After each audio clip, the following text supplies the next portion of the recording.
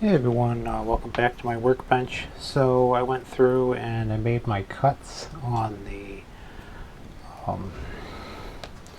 board here. So what I did end up doing is I cut this guy in half lengthwise. Well, not perfectly in half, but close enough. So I get two out of each one. So this is going to hold the two potentiometers, your X and Y adjustment potentiometers for the 5200 controller. And so I'm going to do tonight is I'll start getting this guy put together. And over here you can't see it is the schematic. Okay, so the comment is that one. Okay, so how it's going to work is this is going to sit more or less dead center in the controller like this, and then this back cover will come on. Actually, I'll probably push it up a little bit there, about there or so. And what will be nice is the two holes I'm going to drill into the back case will be hidden underneath my serial label. I serialize all these things so I know if and when they come back where they came from. It's nothing too thrilling of a serial number, just the ISO date code, really, of all things. If you ever look on the manufactured part, a lot of times you'll see one or two things. Let's see if they got one on here.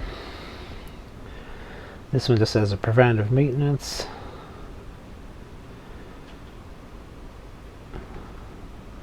'23rd day of well, this one looks like it has a PM day of 23rd of July 1994. ISO date codes are actually really simple. The first two digits of the year, like 20 or 21 for this year, 21, and then it's just the ISO week, whatever the week of the year is. So you ever see anything like 1928? That means it was made the 28th week of 2019. But that's actually it's a very standardized format, actually. I'll solder all four of these legs, though I only need to use one side of each pot for this, which is fine. One side is just the potentiometers on the original 5200 are powered up by about 4.6 volts. Not a very even measurement, but that's what they powered it up with. It's really fascinating how the 5200 worked on the controller. It's a true, I'll have to scope it out one of these days, but it's a true resistance measurement. They would energize the one side of the potentiometer up to 4.6 volts, and then they do they would short at the ground through a capacitor, and through the magic of electronics, if you know the RC, there's something called the RC, resistance capacitance time constant, and if you know your R and you know your C, you know your C and you know your capacitance and you know your time, you can derive R from that, and that's the resistance. So that is how our friends over at Atari did it. So it's a true resistance measurement, whereas opposed to a modern controller, it's just a voltage divider. They put 5 volts on one side, 0 on the other, and the wiper sits in the center at 2.5 volts, so it just wipes back and forth. So it's just a voltage measurement. It's not actually a true resistance measurement at that point. So that's why it makes it really difficult to adapt modern controllers to the 5200, because it's looking for an honest to goodness. They used about 520k kilo ohm potentiometer, which is actually pretty high value. Modern ones use 5 or 10k, so a lot more resistance. I'm going to turn my heat up slightly. This is a brand new batch of solder, because I actually ran out of my last roll, so this is a brand new roll of solder I'm working with here.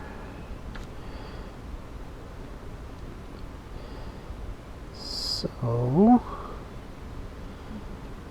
last couple of weekends, and this is another weekend, my son is going to go out skeet shooting.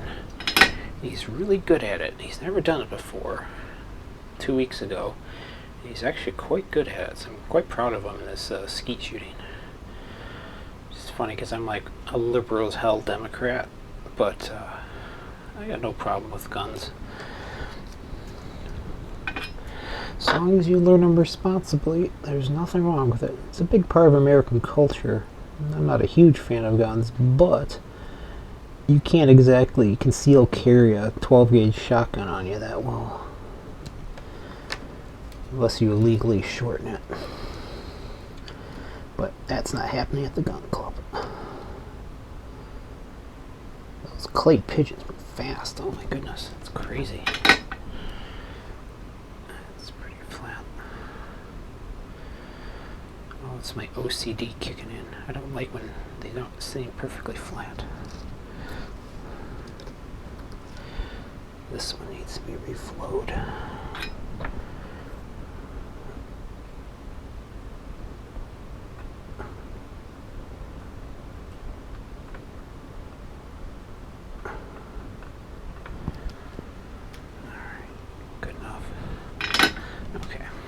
So that's your, this is going to go to the 4.6 volt power off the 5200, and then I need to see which one's X, which one's Y. X is, what color is X? X is black. So I'll make the left one X.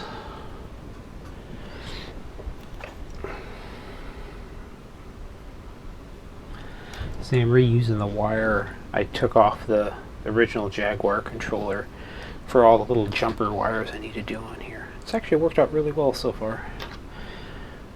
Do it on this leg.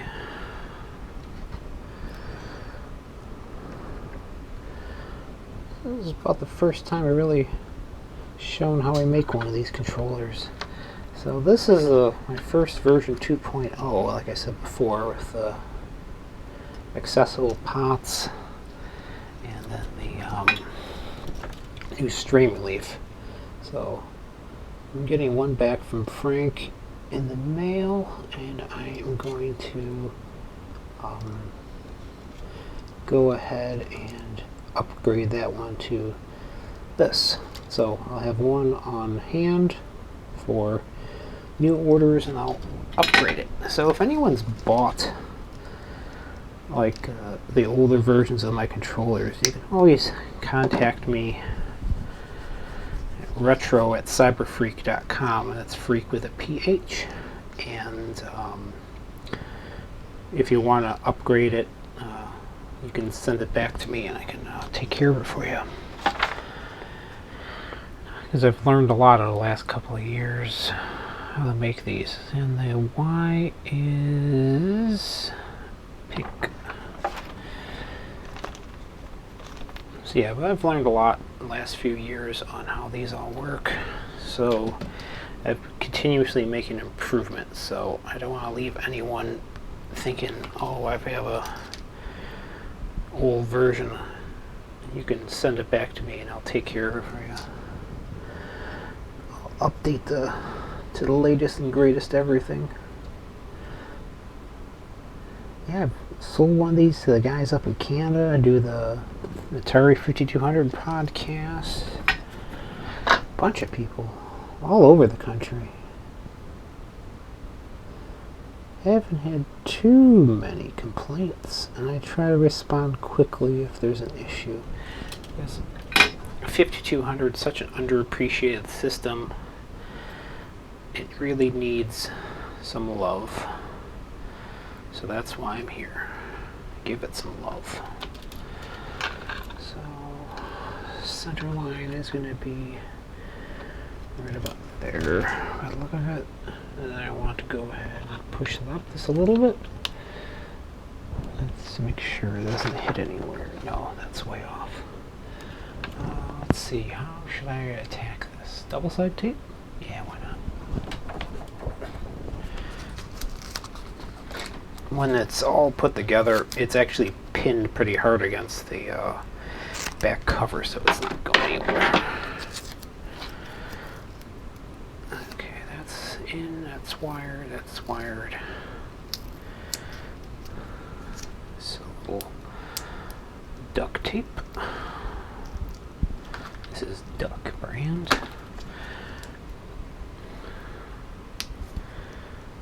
Oh, my eyes are getting old. I always wonder how people watch these videos. Sometimes I feel like I'm talking to myself, but that's okay. I'm like the Bob Ross of electronics here. Happy Pots, Happy Pots. Yeah, I do this to relax. After a hard day of working on testing weird ass electronics, it's nice to come home and just wire up a little controller. So yeah. Alright, so unfortunately I got some stuff that's kind of a trade secret there, so I'm gonna tip this down just a little bit. Alright, so this is here. There's still a little hand filing left.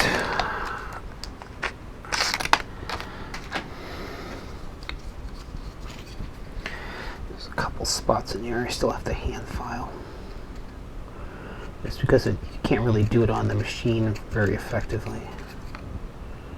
The machine.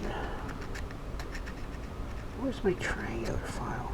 This one still works. Where's my triangle? It's not my favorite. Where's my favorite?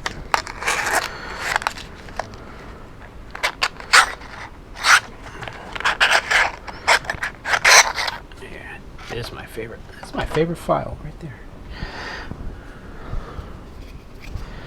Gotta expose some copper up here. And a little copper down here because I gotta jumper that. Sorry, you can't see what I'm doing, but those are my secrets, not your secrets.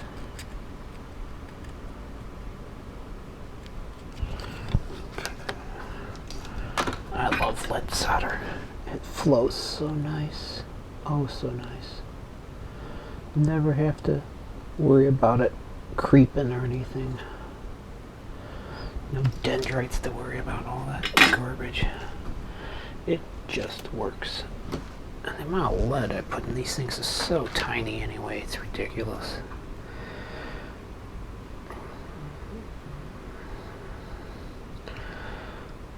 Okay, I need to strip that back.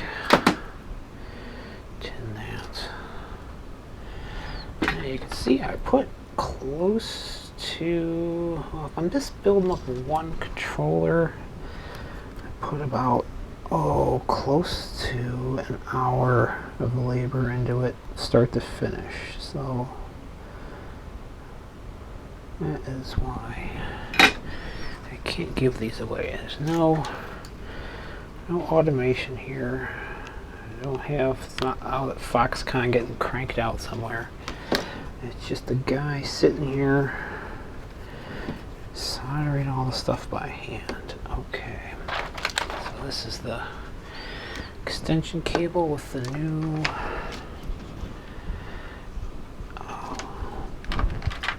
you can see that. I'm gonna put this on the side so you can't see it. Alright, this is the new. I need to strip it back about the AFR because I need to be able to hit a bunch of spots over here. I don't know why I'm worried about anyone stealing this idea, but I've put my hard work into it. So why shouldn't I profit from it?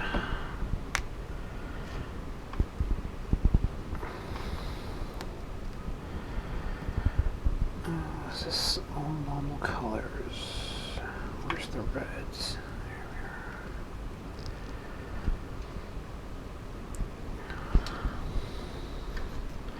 we are. Uses quite a few conductors actually coming out of the system. Need to strip it back just a little further. There we go. Right about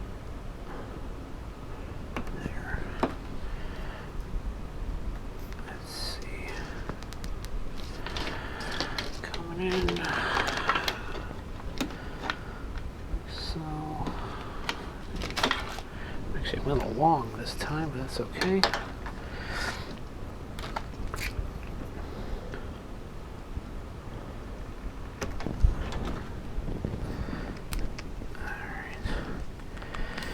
Yeah, so after this controller, I'll try to fight that CDX one more time, and then back the learning computer. I got that kind of sitting in the back burner, but it's coming along. So yeah, on the 5200, there's 14 out of the 15 wires actually used. It's pretty crazy. So, alright, so I'm going to get the soldering on this, and next time I see you, it'll be, this will all be soldered up. This will all be wired up in here, and then all I got left to do is drill a couple holes in the back in the right spot and do some adjustments. And I'll show you how to do the adjustments. So the big thing is I want to make sure it works with Miss Pac-Man. I need to ask which version he's doing, the original or if it's the Atari Age version. So I'll try it with both, but I have both because I got I have the 5200. I actually have the Atari Max cartridge, so I got like everything on there. He included that really nice version of Burger Time on there too, and I actually really like Burger Time, so I was happy to have that. So everyone, thank you for watching, and next time there'll be a bit more soldered up. Bye bye.